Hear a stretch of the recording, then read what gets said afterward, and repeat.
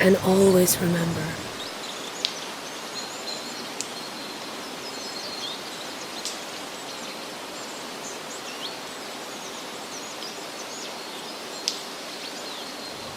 the soul is immortal.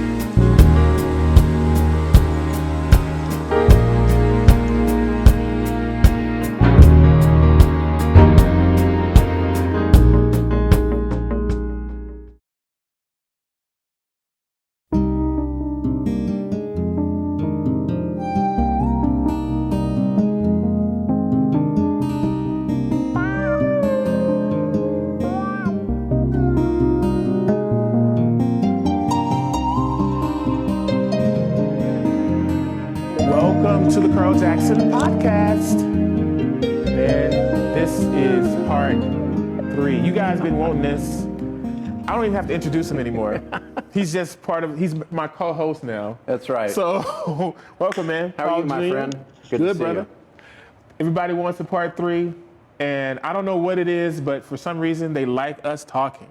Wow. I like to talk to you because you're cool. Yes. And you ask great questions. Yes, I'm cool.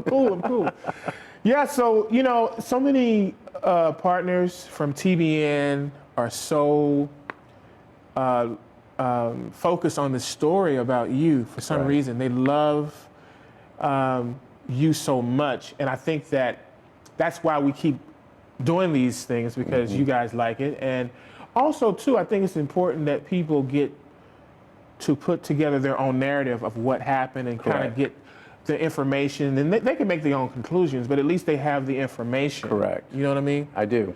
Yeah, and I mean, if you look at the Bible, look at the stories in the Bible. They never end the way you think they're going to end. Right. There's no Cinderella stories necessarily. I mean, there are some in the Bible, but you have the warring brothers. You have David and Goliath. Right. You have the kings of Israel that are good kings and bad kings, and then a good king and then a bad king. But look at the flawed people that God chose to narrate about with Peter, a liar. Right. Look at Paul. He was a murderer of Christians, but authored 2/3 of the New Testament. So God will use flawed people, flawed stories, and it's what do we learn through that I think is important. Absolutely. One of the things that I want to talk about today, because we've hit so much of it, but there's so much of the story that's still yet to be told.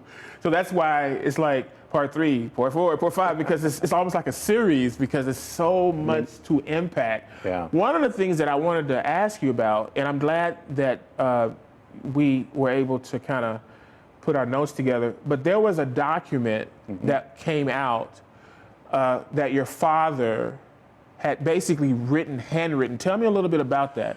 Yeah, it was interesting. As my dad started to get older and he was aging out, his health was declining, and we talked about in the last podcast that we did that part of his aging issues was alcoholism. Right. That he was struggling with it, which was sad. We did, honestly, everything in our power to try to get Dad help, to try to get him, to just focus on other things. And it's a thing with some people. Some people it's drugs, some people it's gambling, some people it's this or that.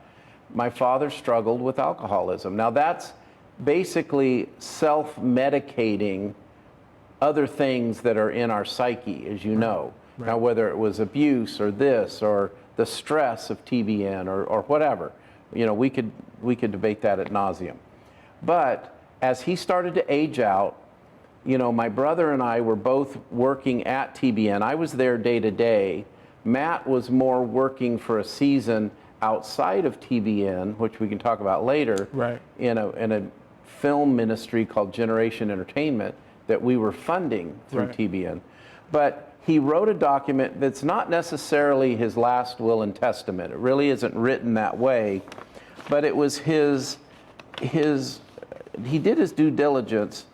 And he's basically letting you know what he wants to happen. If he dies, Right. if my mother dies first, Right. yeah, and it's written in his handwriting. So that you would know it was him. It was him, Right. and then it was transcribed by his secretary into basically the document I got, and this was handed to me by my father. Wow. So, and it's signed by my father, and we can show that later. Wow. But it's clearly his signature. But I'm not going to read the whole thing because it's too lengthy. But to my sons, Paul Jr. and Matthew, and he starts with the scripture, "Behold, the Lord hath proclaimed to the end of the world, behold, thy salvation cometh. Behold, his reward is with him, and his work before him." Isaiah 62:11. And I've said, I've honored my parents and my father. They were really about preaching the gospel around the world. Right. It really was. It was Right. not about money or becoming a movie star or driving a Rolls Royce.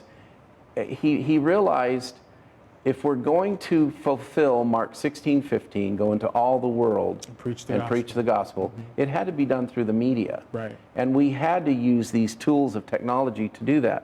And he was a true pioneer in broadcasting, the old, antenna days, Right. in satellite. And I certainly honor him for that. And he really wanted to see as many people saved before the rapture. And I don't want to get into the rapture right now because that's a whole nother subject. Right. But he treated TBN as a sprint to get as many people saved before we all got zapped out of here. Right. And he truly felt he was not going to see death. He was going to be raptured. Wow. And there were so many dates that were predicted and projected. Y2K was the end of Right. the world. Oh, yeah. 9/11 was the end of the world. Right. 2007 was the end of the world. I mean, there were so many dates that got missed. But he said, very simply, as he was aging out, he said, "To my sons, Paul Jr. and Matthew, much has happened since my first letter to you concerning the future direction and ministry of TBN and its affiliate ministries. Yes, even 5.5 years ago, I did not see or know the explosive new growth coming to TBN."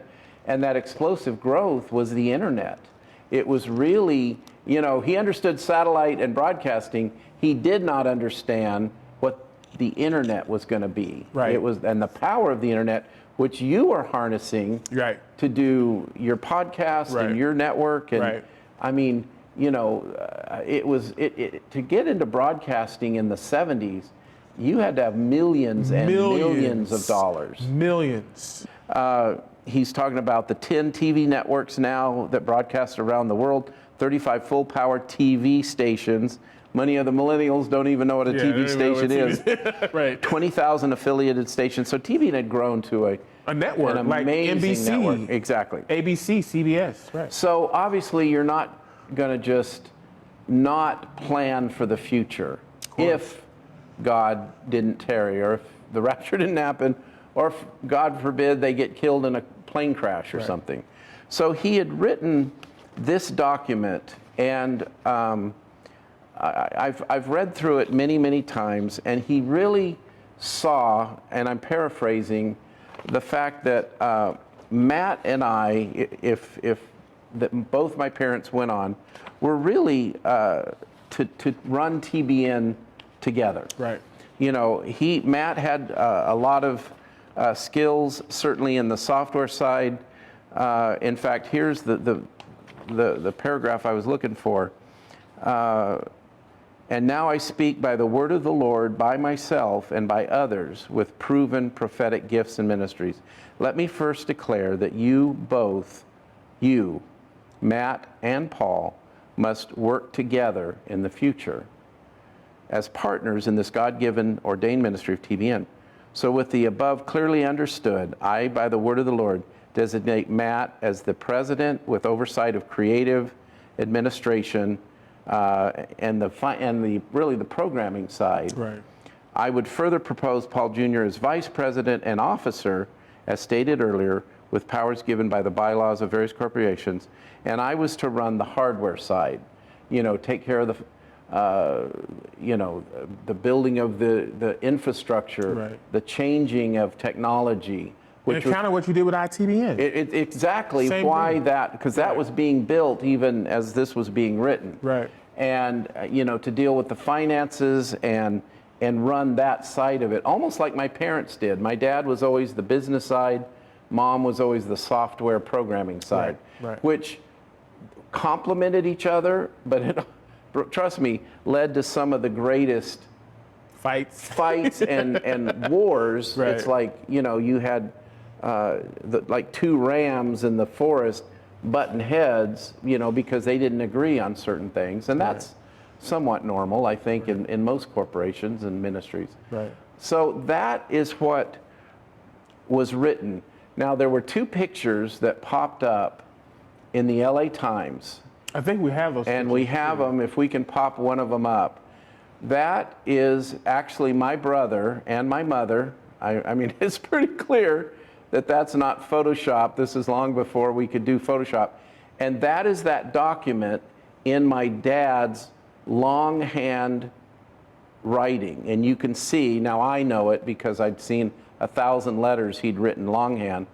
The sad part is that my mother and Matt had kind of corroborated. I had been exited off the board, and they had gone back to my father, taken that document. I believe it's been modified and Wow. changed, and whether there's a new signature on it or a forged signature or this or that, I don't know. I'm just speculating at this point.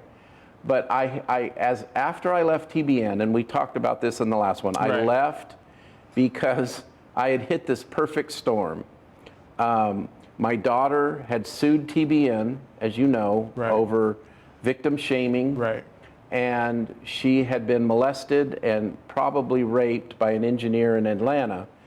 And I fell into this world of Sophie's choice. Do I choose to believe my daughter and protect TBN, or do we victim shame my daughter and I keep my job at TBN? And it's like picking which child do you want to put on the train? Right. Right. And obviously, I mean, to me, it was a no-brainer. Right. I love my daughter. I believed my daughter. And we've seen this now with other ministries like Hillsong and others. There is an element of victim shaming, that they have an issue with the ministry and they say, no, don't come against The ministry. the ministry. That's our bread and butter. That's our money. That's our money. Don't Protect touch the it. money. You kind of go away. Right. You'll get over it. Right. Just get over it. Right. And finally, my daughter, who went through a very dark period at 12 years old, she's molested in Atlanta by an engineer. My mom victim shames her and said it was her fault, that she shouldn't have been there, that this 36-year-old engineer had no culpability. And my daughter literally almost died. It took her into the darkest, deepest time of her life. She's 12 years old, and she's just maturing into Right. being a teenager, and Right. she's confused about sexuality and her body, and for my mom to do that I don't understand. And that's her granddaughter. People, yeah, we grandma. never talk about it that way, but it's not just your daughter, it's her granddaughter. Her granddaughter, my daughters. This is her grandmother. Both of my daughters love their grandmother. Right. Mom was funny, she was tough, she was silly, she was spiritual, I mean, you saw her. Yeah. What you saw on the air at TBN is what she was. Right. She really was not that two-headed monster at all. Right. So my daughter, we almost lost her, and she went dark. Her grades in school collapsed. We got her counseling. We worked with her. Wow. And finally, an attorney got involved, and that's another whole story we don't have to get into. But this attorney saw what had happened to my daughter, and he said, you've got to get justice. Wow. And so my daughter sued TBN over that, and I am here caught between a rock and a hard place. I love my folks, I love my parents, and I love TBN, I loved what I was doing. But I'm not going to throw my daughter under a bus, right, to save a ministry or to save my job. What do you think the thinking was for your parents to not think about empathy and family? Like, what do you think it was? My dad had always said, he'd used a scripture that if you're not willing to put away father, mother, sister, brother for the sake of the gospel. Okay. Now that's a scripture that is used out of context, right, all the time. Right. So he really thought, with the rapture coming, let's just bury this, let's get a few more people saved, and we're going all to heaven. Right. And in heaven, we'll all be friends, and and we'll be forgetting about all this. Exactly. Right. It'll be an afterthought. But I couldn't do it. I could not do it. I said, no, I believe my little girl, I'm going to protect her, and it's going to cost me my job, and it did. And so that was really, it was really hard period to go through. But when you left TBN, let me ask you this: when you left TBN, did they fight to try to keep you there in some way? Many did. Okay. I mean, many of the staff, many of the, TBN's board was what we call a rubber stamp board. Whatever my dad wanted, everybody rubber stamped it, and there was never any debate per se. But the issue ran into this, that I had just, to protect TBN, and this is God is my witness. Matt came parading through TBN saying, let's get rid of Paul Jr. to protect TBN. Well, I was truly trying to protect TBN because I had confronted my parents on two issues. My dad's alcoholism, going on the air drunk. I said, Dad, that's not going to happen ever again. And that's where we talked about, I felt like the parent becoming, or the child becoming the parent, and the parent becoming the child.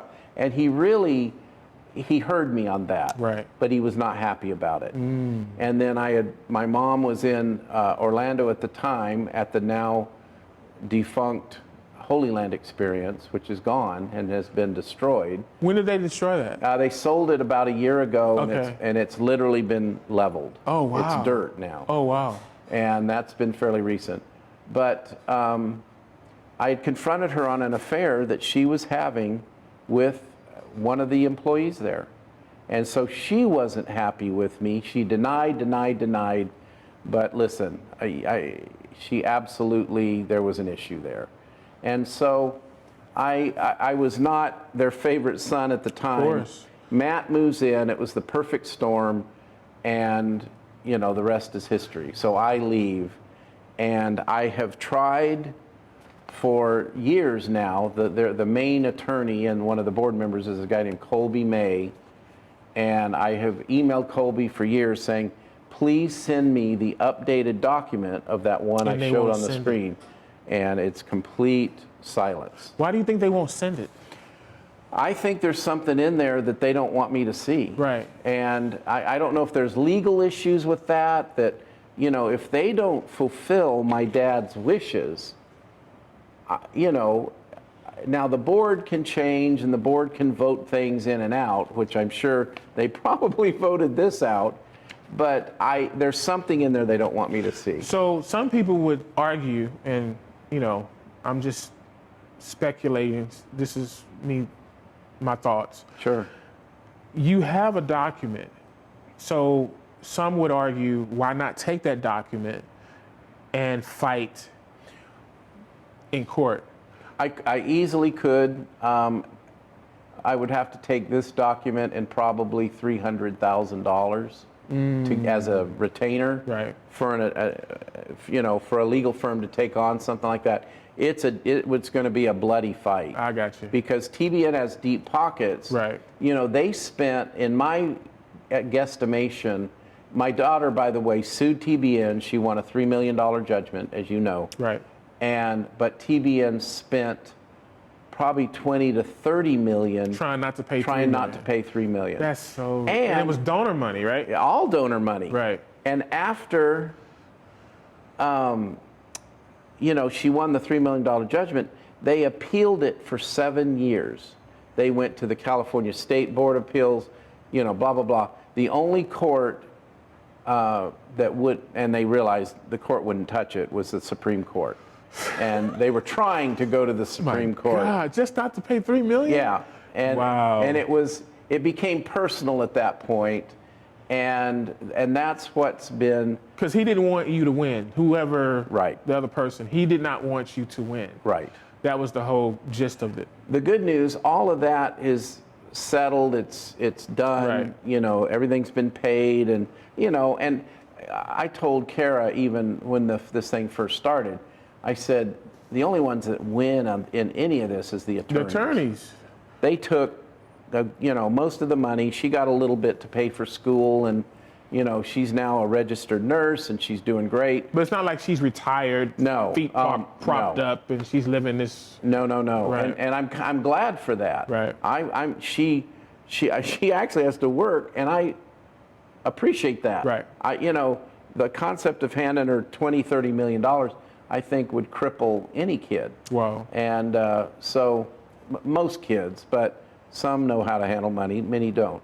So that is kind of the crux of this document thing. And if you looked at the pictures, the sad part, if we go back to the one with Matt, they're both acting like my father is dying. They're like making a joke out of it. And I don't even know, to be honest with you, who took that picture. I would have no clue. I was just going to ask, who took the picture? Because Matt didn't. Right. And was it on a timer? A timer. It's a phone picture, clearly. Right. Because it's vertical. And then with my mom, like I said, now she had a great sense of humor, but she's acting like she's dying or croaking. See, this picture always bothered me when I saw it in I think it was the LA Times or the Orange County Times. I forget. Register. It bothered me because I felt like this is supposed to be, someone you've built a life with. Right. And why would you make a joke about someone who's basically in the process of He was in the dying. process of dying. In fact, what was the date on this? He died this was October 7th. He died Thanksgiving, so about a month and a half later. So like 6 weeks later. He passed away. He passed, wow. Yeah, and it was rough. So it was a very dark period. The only thing I can say is I've never seen the righteous forsaken or his seed begging bread, because it was, it was very hard for me, for my kids. I had to move out of my home that I was living in. I had a TBN car that had to be turned in. I literally had to start from scratch at 52 years old. Wow. And thinking that this was going to be the rest of my life. Of course. And I was going to honor my parents' legacy, continue to build TBN, and go to glory, doing that. And I literally had to reinvent my son and I, and our whole family, because my son, who was completely innocent in any of this, Brandon, got exited, the left foot of fellowship out the door.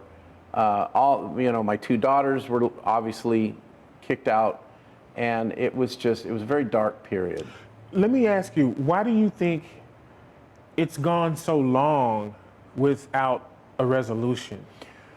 Well, I think personally, when he's got the keys to the kingdom, Dad left that ministry with hundreds of millions of dollars in the bank, and then they went through a Spectrum auction about a year after I left. Now, we knew all this was coming, and I think another big chunk of money, and TBN had I think it was close to $2 billion in assets, meaning buildings. The Holy Land experience was a $50 million asset on our books.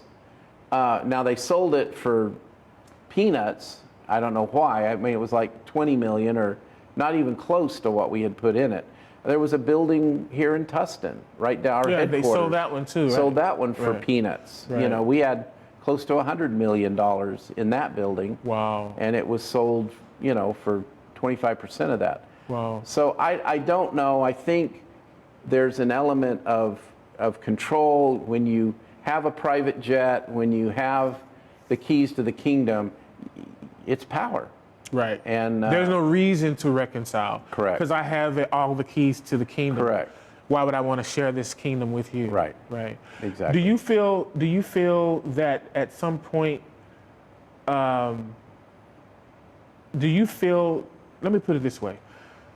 There's a person that I know that used to work for Hillsong, and they're saying that since this moment with Hillsong has happened, life has been like, for Hillsong, been like, do you think there's kind of a taintedness to TBN now because of what happened?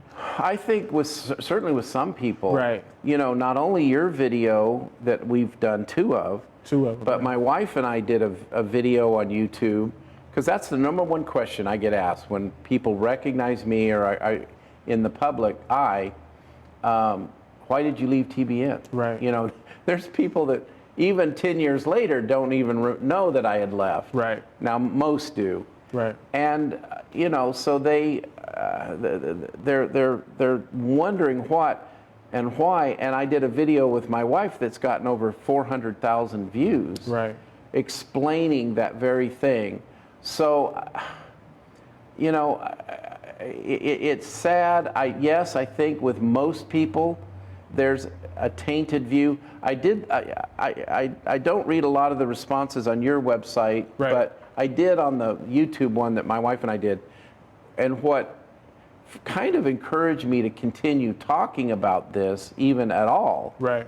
is the fact that 95% of the comments, and there were tens of thousands of comments, they were all thank you, Yeah. thank you, thank you, thank you for being honest. Absolutely. And again, the bottom line with all of this is God will use flawed people. Right. My parents were very flawed. They were not perfect people. They did have a dream and a vision.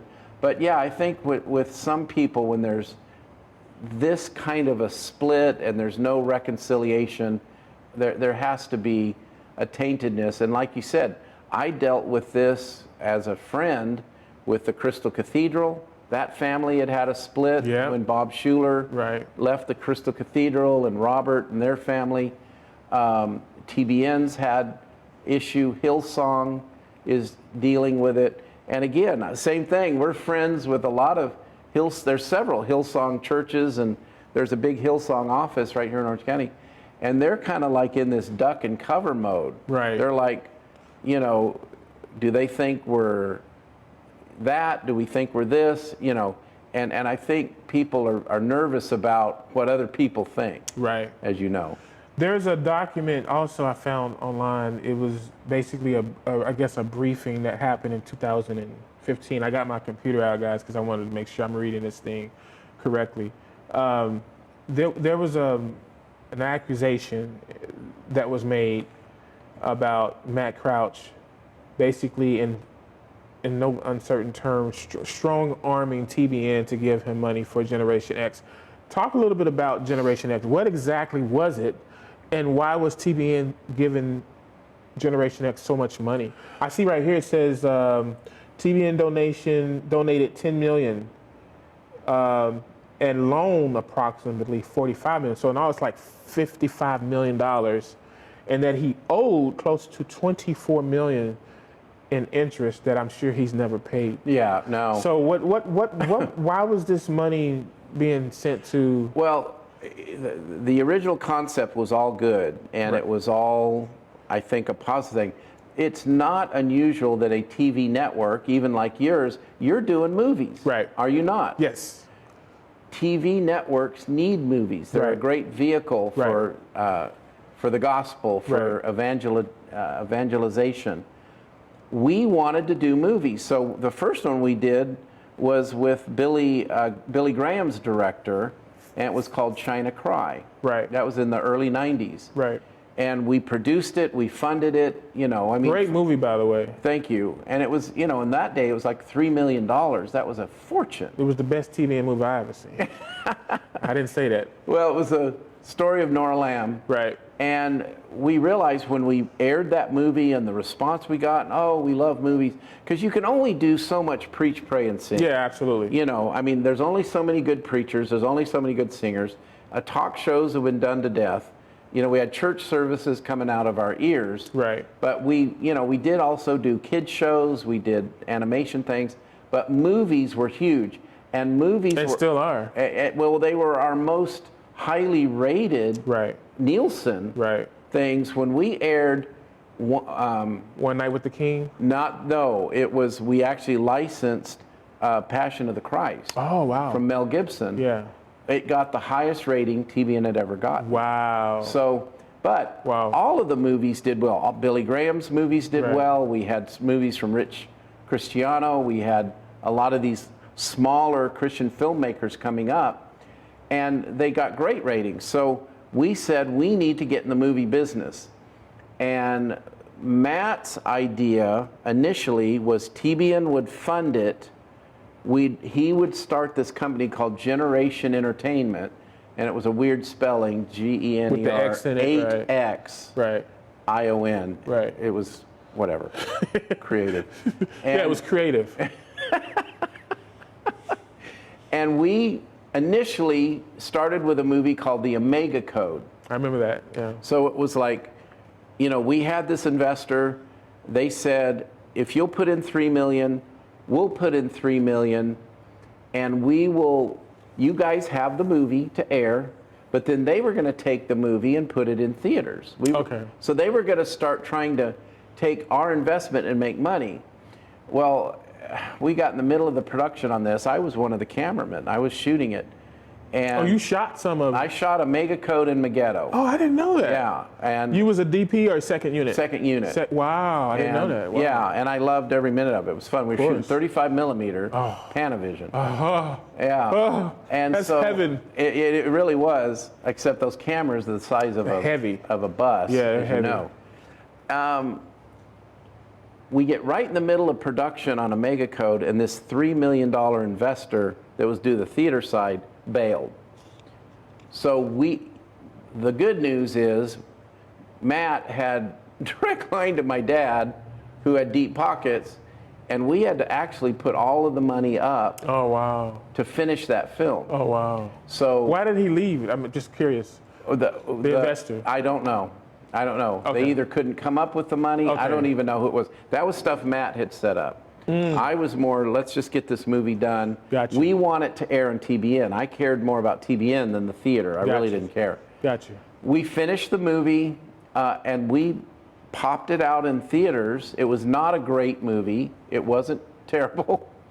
I didn't say nothing. No, I didn't say nothing. You're right. No, your face was right on. And It wasn't my favorite. I think on IMDb it scores a 3.8 Yeah, or a it's- 4 or yeah. something.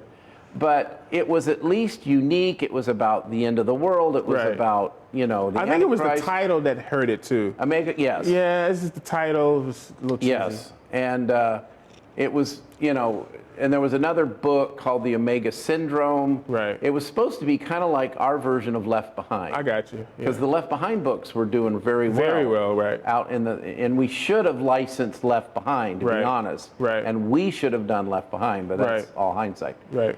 And we went out, and the first weekend out, the movie like popped up at like number 3 in the box office. Yeah. Like the third, I don't remember who we were up against, but all in all, it made about 12 or 14 million dollars in the box office.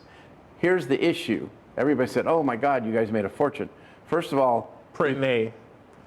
Print and advertising. P&A. P&A. And the theaters took 50%. Yep, We were an exactly. independent. Exactly. So you know this, Yep. you're learning, oh, it's a bloody road. It's a bloody road. And so even if you make, and it was about 12 million actually. So we actually only had a pie of 6 million. Right. Out of that comes print and advertising and all this other stuff. Right. And so we did not even make our money back on a $6 million investment. I think we made back about 2 or 3 million. Right. Well, okay, live and learn.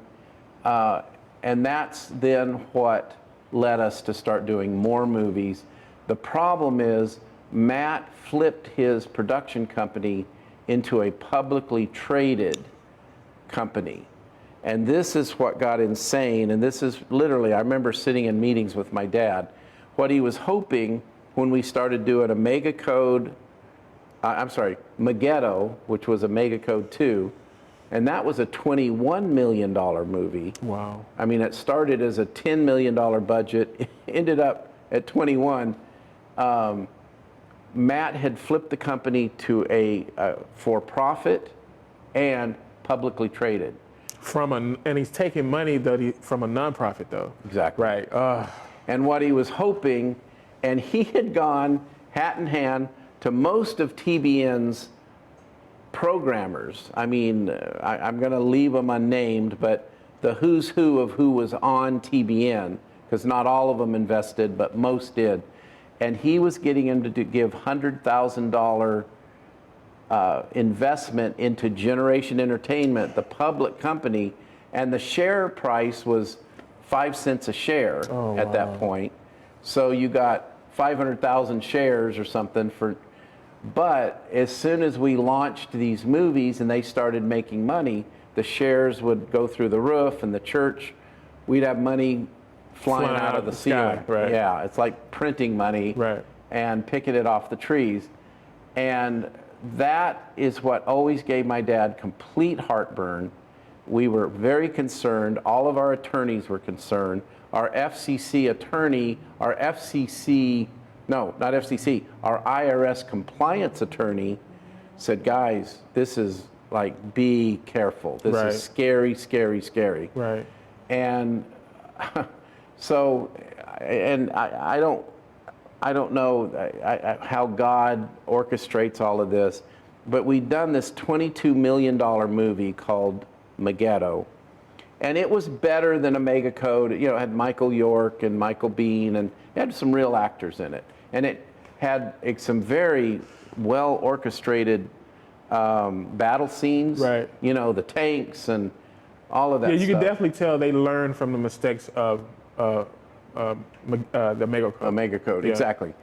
We had worked almost 2.5 years or 2 years on this movie. Our release date was September 15th, 2001. And because you had to pick those dates months and months in advance. They booked 3,000 theaters, and Megiddo was going to be this big launch. It was going to make money. All the churches were going to make money. 9/15/2001 was our release date. Think about it. 9/11. What happened 4 days before? 9/11 had just happened. Wow. We're all so the this is 2001. All 2001. Wow. The prints had all been sent to the theaters. We were promoting the heck out of it. And 9/11, those planes slam into the building. And literally, not only, did the airline industry shut down, but the theater industry shut down. Right.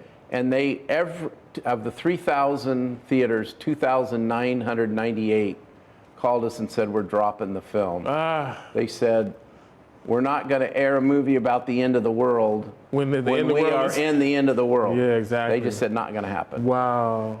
So they shelved it. They put that on the side. The investors never saw a penny. Now, we released it later, about a year or so later. But it didn't make the same. It didn't do anything. Right.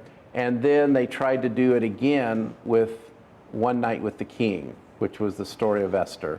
That's actually a popular movie, though. It is.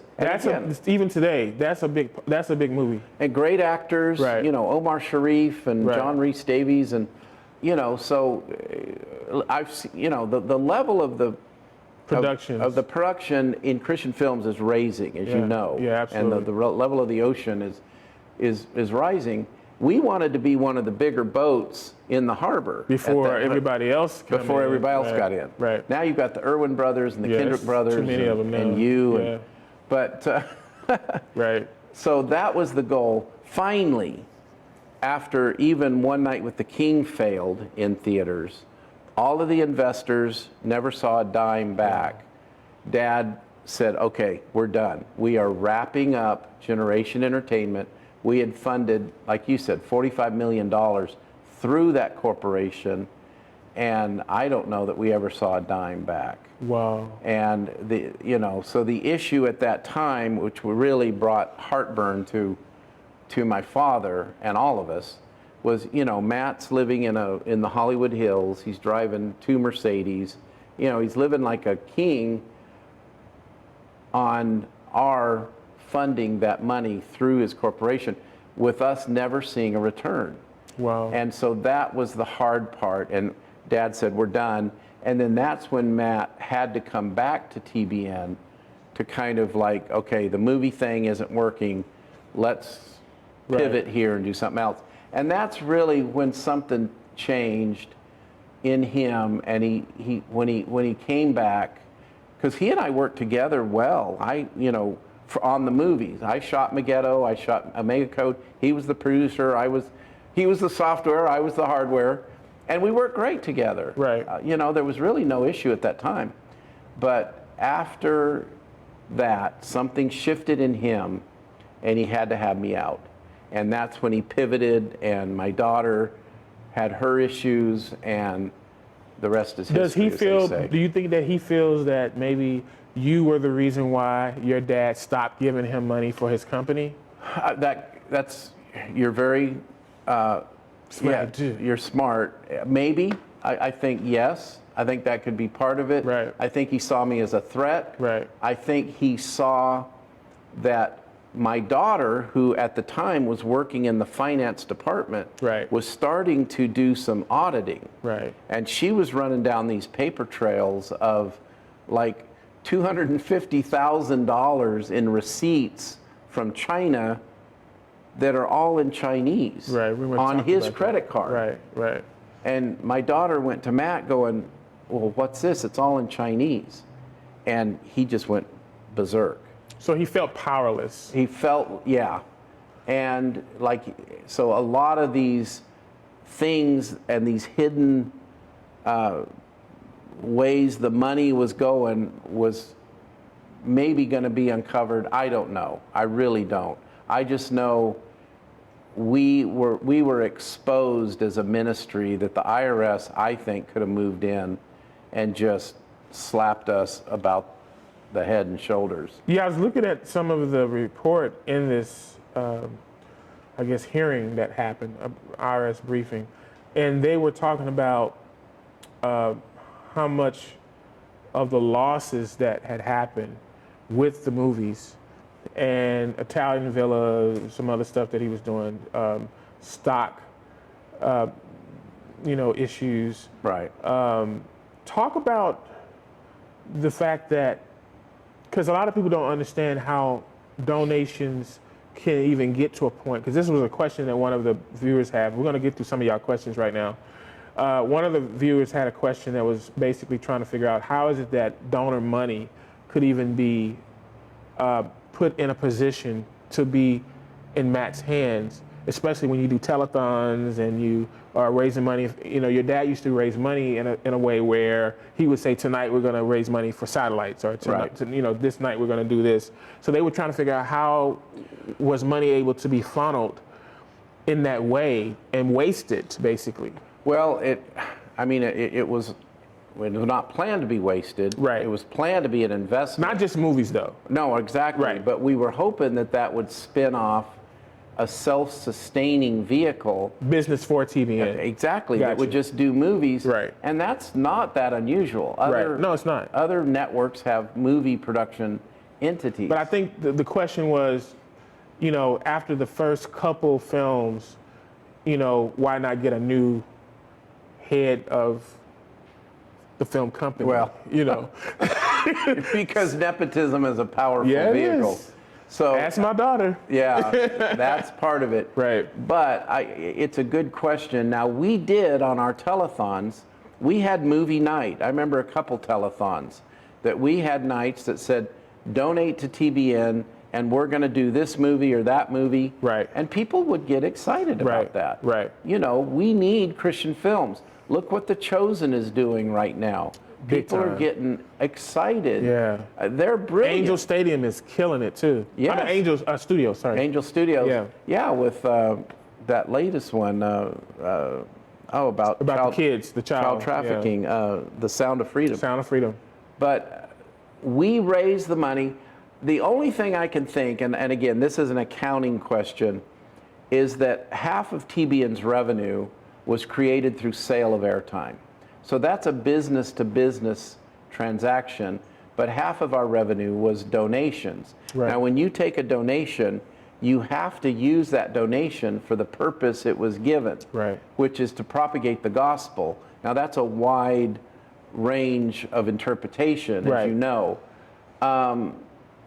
And so I don't know if the accountants would use only our sale of airtime money to kind of funnel through TBN, through the movie side, or if it was a mix. I really don't know. But we would raise money, in fairness, for movies. And trust me, we spend it on movies, but we still, as a ministry, and this is where TBN this is where my dad kept everything clean as a whistle.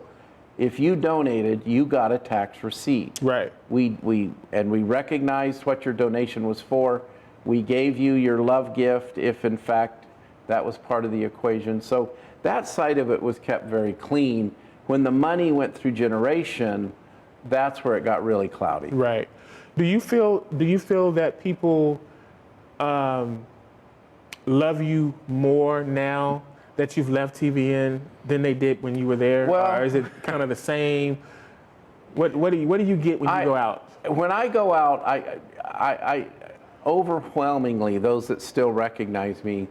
Now that you got the new hair. Yeah, now I got the locks going. A lot of people aren't recognizing me, and I'm getting a little gray beard, gray beard going. I pray people love, TBN. I want them to continue to love TBN. Right. The heart of my parents was about evangelism. Now the current TBN, I don't watch it that often. Right. But I understand it's changed a lot. There's, the cool pastors are on, and, they have some great shows. I love Mike Huckabee. Right. He's a good man. And the lady shows, I understand, are well done. And so I'm not here to destroy TBN. Right. But I want people to know the heart of what happened in that transition. Right. And the leadership of TBN right now understands that they tried and almost destroyed my whole family. Yeah. Not only my Absolutely. kids, my daughter, me, but what I'm here to say is, number one, they didn't. And I think we're stronger, and I'm stronger now as a result of what I've gone through. And I get asked, would you go through it again, or if I could choose? And a part of me would say yes. Wow. Because I've come out a stronger person. I've met some amazing new networks and ministries, and probably doing things now that I would not have done had I stayed. So I don't know. I mean, it's been my journey. I've loved not every minute of it, because it's been a struggle at times. But when the harder the struggle, the sweeter the reward, as you know. Yes. And it's through the fire. Through the fire. That steel is tempered and steel is hardened. And that pounding is not fun. That pounding ain't fun. You've lived it. Woo. I know, we all have. Jesus. And I'm not here wanting to say, oh, woe is me, look at me.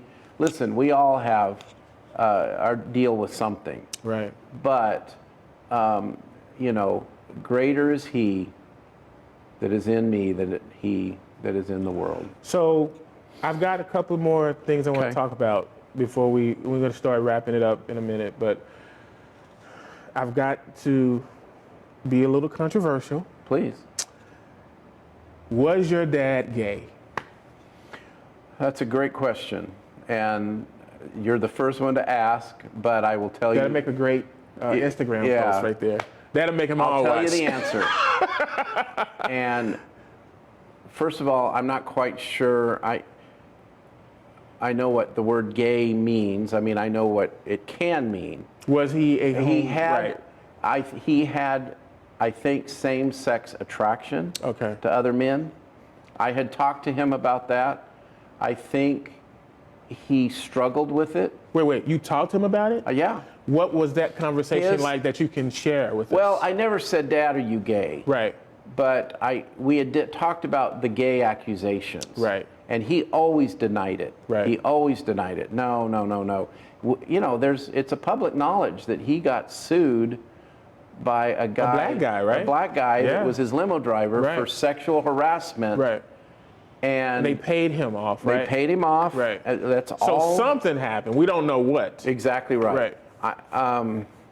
So do you think, was he gay? I think he struggled with same-sex attraction. Okay. His response back was, I was abused as a teenager. That one of his cousins messed with him or did something inappropriate. Wow.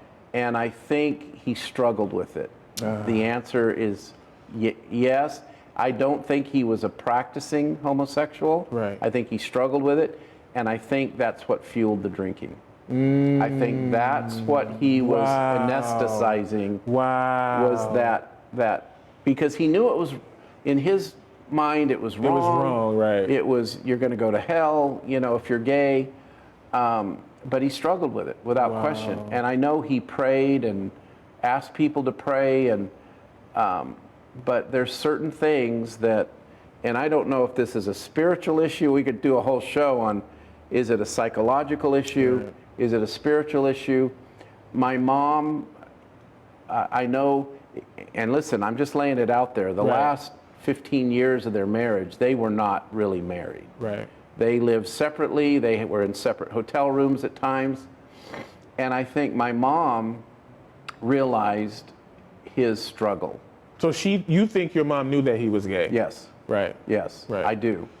And that's my opinion. Did she ever tell you this, or did Yes. you? Oh wow. Yes. What was that conversation Well, like? we were talking about the Lonnie, I won't use his last name, the accusation. I got you. And we were talking about it. I said, Mom, this is bad. Right. This is hurting. It hurt us financially. We got all kinds of hate mail. Right. And this, and you know, why would your dad get accused of sexual harassment? And he denied it. But my mom said, I said, Mom, this is really bad. And she said, but it's true. And she told me she thinks there was some form. Now listen, I wasn't there. Right. I don't know. But she told me she thought it was true because she had dealt with it in other forms, even as a little boy, when I was a little boy, that he had struggled with, like, disappearing for hours at a time. She didn't know where he went. And Dad had said something interesting to me, and it was one of those 2020, like hindsight's 2020. Right. We were in the car, and we were talking about that, about, you know, kind of the homosexual thing, and he was denying all of that. But he said, Paul, it's a miracle you were born. And you start talking about a miracle, I was born. And I mean, I really think I may have been the product of the honeymoon, and after that, I don't know that my parents were ever that close anymore. In that way. Right. For years. Now, I don't know. Now, my childhood growing up, there was no... Because that statement, it was a miracle, is very telling. It was. That's very telling. And I didn't even realize it till like a year later, and Right. I'm replaying that in my brain. Wait a minute. Right. Is that because Right. of this or that? Right. So this is getting, this is kind of getting into that intimate side of all of us. Right. That, they struggled. And, then is that why my mom didn't feel loved, and then she would be looking for love in all the Somewhere wrong else, places right. with that Jesus character? I mean, it started to answer a lot of questions about my parents and their struggles, and they did struggle. And so I don't, I don't know. This is all theory at that point. I do know what these ears have heard and these eyes have seen. And if I don't know and my eyes didn't see it or my ears didn't hear it, I'm not going to propagate anything. Do you think that was probably partially some of the drive that made your father, maybe even your parents, want to bring many souls to Christ? It's almost like a underbelly fire of guilt of the sins that they were dealing with, and they wanted to do whatever they could to redeem others. I do. Right. I absolutely do. I think, God will use ego. He'll use this to drive us to accomplish what he wants accomplished. And I don't think he always has to use that. Right. I don't think Mother Teresa ever sinned a day in her life, but Let her tell it. Yeah, now she may. I don't know. Let her tell it, right? But she accomplished amazing things for the Lord. It's kind of like the story of Paul when he says, "The thorn in my flesh." We really don't know what that is. Correct. What that could be and what that meant for him. Correct. We can speculate, but right. So I do think he struggled with that. I think that's, like I said, what he was anesthetizing with alcohol. I think that's part of what drove my parents apart. But I think they, and people call them heretics or liars on the flip side, but they wanted to stay together for the greater good, which is to keep the ministry strong, keep it growing, and winning people to the Lord. Right. Now, your critics are going to say, well, they just wanted to hold on to the money and power. Right. They didn't, know. So, and I get that. Listen, Right. I've seen the two sides of every argument. Right. And they say, there's what he said and there's what she said, and the truth is usually somewhere in the middle. But I know initially, without any doubt, why they founded TBN, the heart of what started this network, why God blessed it initially. Their motives were completely pure. Right. That we had no money, we didn't have a nice house. My parents laid everything on the line. Right. Their house, their car, our family, and if had TBN failed, we would have been homeless. Wow. Literally. So people don't understand sometimes when they see a successful ministry, the sacrifice that it takes. And you're living it now, brother. I'm living it now, man. And it does take sacrifice, but God, if he's in it, will honor that. Yeah, he will. And accomplish what he needs to accomplish. Two more questions. First one. At 52 years old, this is at the time, you were 52 years old. You left TBN. It's over. You know it's over. You really have no desire to go back at that moment. You have no desire to go back. What is Paul Crouch Jr. thinking sitting in the truck? Well, for me, they left me literally with a 2 weeks severance package. 2 weeks, which was like $10,000. And Wait. 10,000 Yeah. after years of being there? Wow. $10,000 2 week, and my accrued vacation. Or vacation. Okay. Okay. And no pension. No pension. No. Wow. I'm hearing these stories like with Jerry Falwell Jr. He left Liberty and he gets kicked out the door, and all the scandal, and he gets kicked out the door with $12 million. Right. So boo-hoo. Right. Give me a break. Right. Now I'm sad for what he did, because I actually heard from many people that Jerry is actually a sharp guy. Right. And he did some stupid things. Right. We all do stupid things. Right. But so my main motivation at that point at 50 is you've got to get a job. So you're literally thinking, I've got to go out like everybody else with this face, with this name, and just work a regular job? Well, I was never in that situation where I had to go like sell insurance. Well, of course, right. Because But I meant just even in your field. Yeah, Right. I had even before I worked from 1980 to 2000, before I went to TBN full time, I was running a production company. True. So I had contacts and clients. I used to shoot for Disneyland. I used to shoot for Knott's Berry Farm. Right. You know, I have skills as a DP, as a cameraman, as a producer, a director, but I had to start opening up all those doors. Wow. And so I did. So I never was looking, you know, to drive Uber.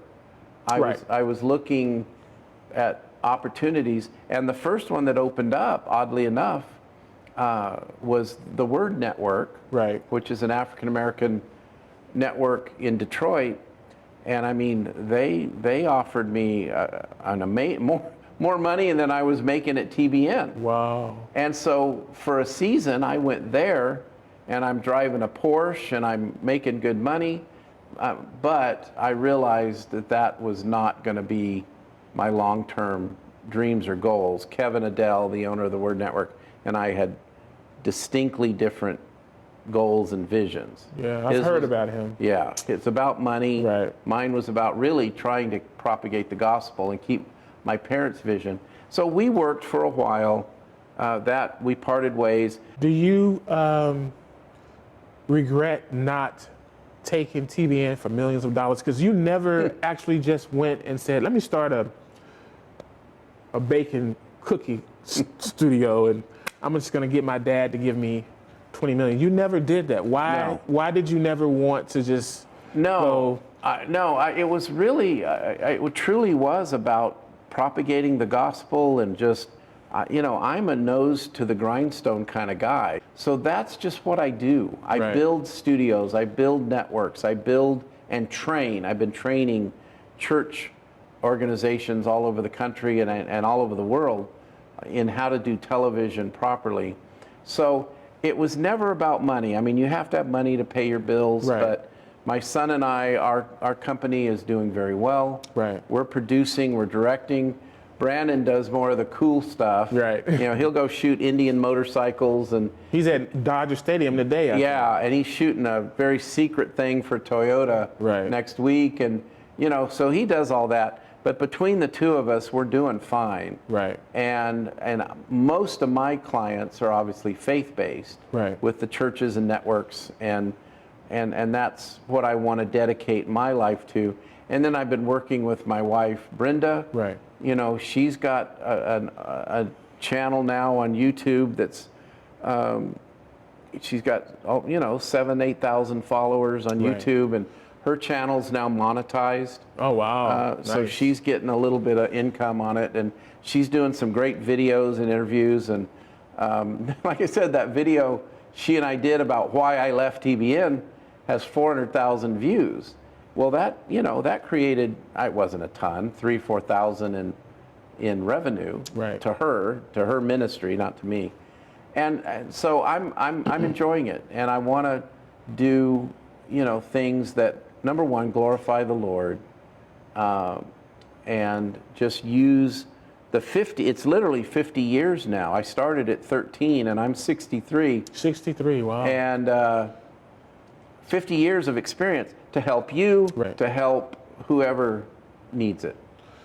One final question. Do you see yourself doing this as you move forward in your life, or do you ever see yourself at some point going back to TBN? That's a great question. I literally, it's interesting you'd ask that, because I've got two,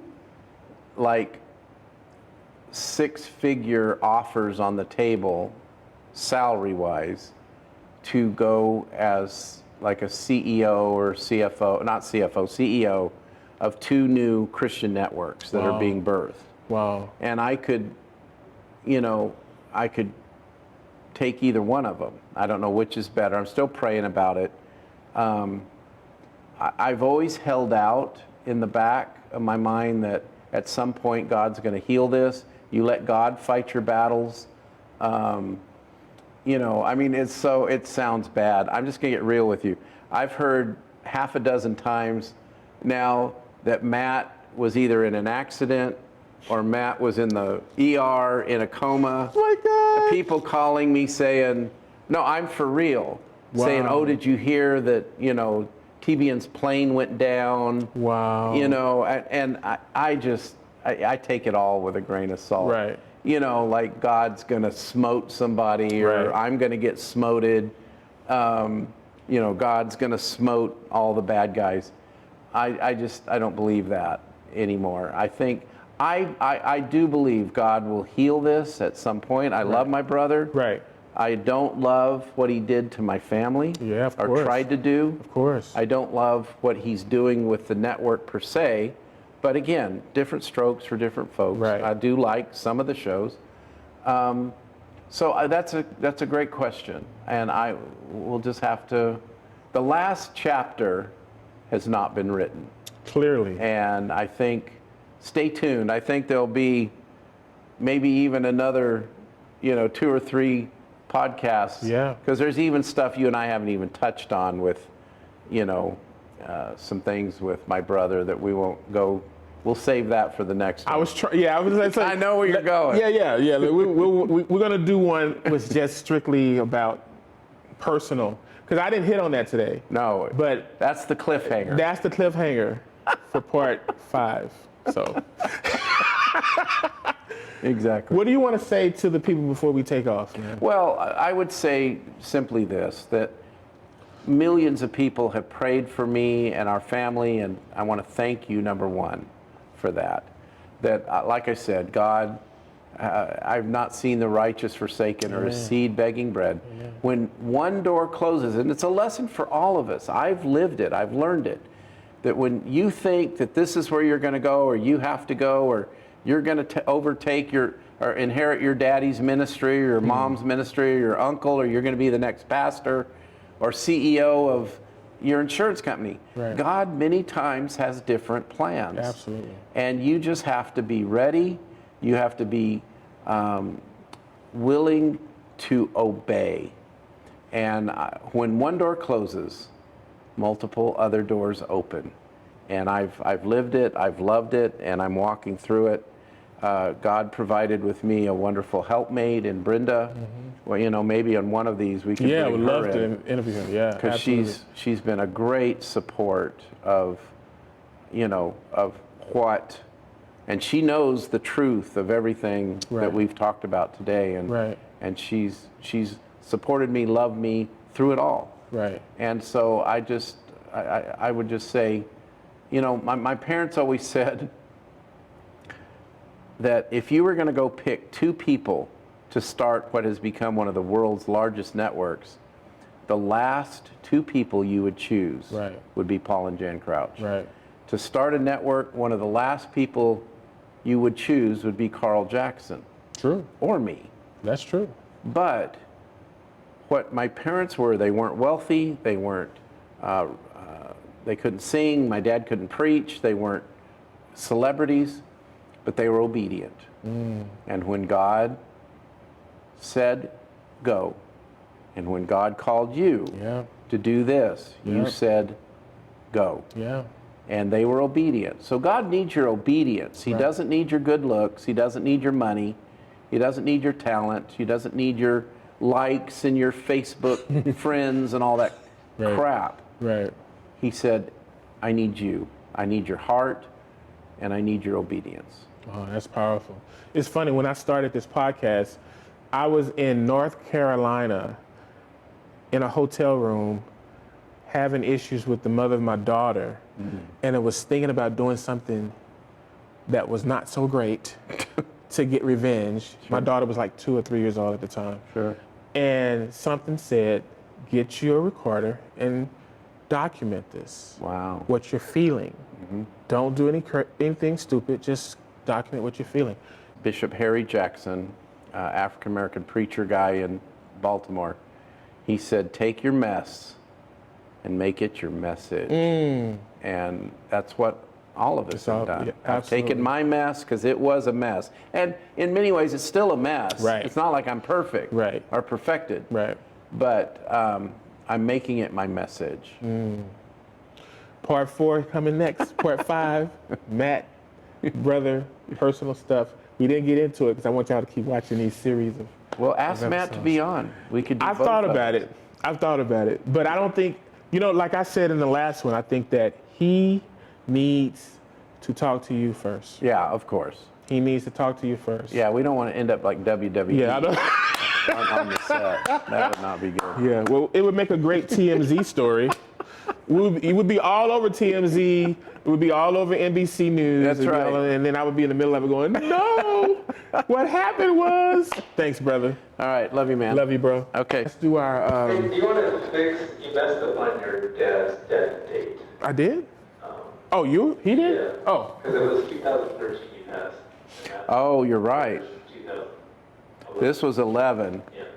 So you're right. He died about 2 years later. Yeah. So you're like, go like 2 weeks after that.